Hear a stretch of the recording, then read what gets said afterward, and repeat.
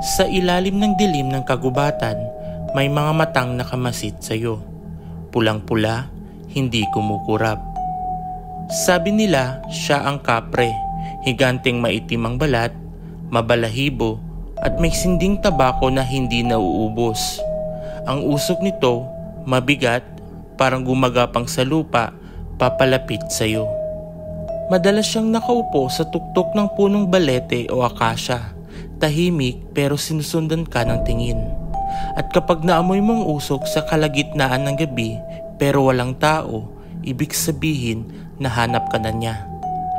May mga nagsasabing kaya niya maglaro sa isip mo. Liliko ang daan, iikot ang paligid. Hanggang hindi mo na alam kung saan ka pupunta. At doon, mararamdaman mo may malamig na hininga sa batok mo.